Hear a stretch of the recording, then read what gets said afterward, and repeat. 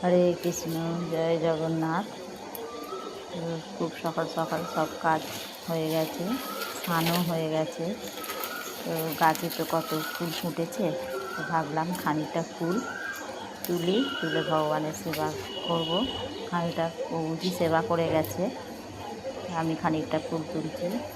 তো সকালবেলা তো 6:45-এ ভগবতম ক্লাসটা থাকে, সেটা অনলাইনে করে তারপরেই পুজো করব, ঠাকুর ঘরে ঢুকবো। এই দেখো এক চুবড়ি ফুল, কত ফুল এখনও গাছে ফুল ভর্তি হয়ে আছে।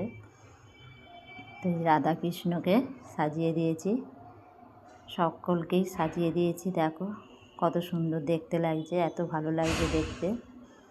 পুজো করলে মন ভালো হয়ে যায়, মনে কোনো রকম দুশ্চিন্তা আসে না, এত মন ভালো হয়ে যায়, মানে কিছু বলার নেই, কিছু বলতেও পারছি না।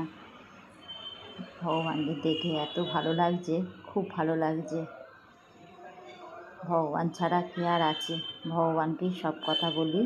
তো সব কাজ হয়ে গেছে, এবার ভগবানের ভোগ প্রসাদ করব।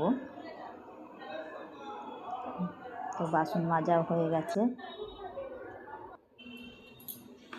হরে কৃষ্ণ, হরে কৃষ্ণ, জয় জগন্নাথ। তো ভগবানদের সব সাজানো হয়ে গেছে, আর প্রসাদ সব হয়ে গেছে, থালা বাসনও সব মাজা হয়ে গেছে। সব ভোগ প্রসাদ হয়ে গিয়ে থালা বাসন মেজে রেখে দিলাম। এরপরে রান্না করব। আর ভগবানদের সকালবেলা সেরকম কিছু দেওয়া হয় না, মিষ্টি দেওয়া হয় একটু, ওই মিষ্টি খেয়ে থাকে। তার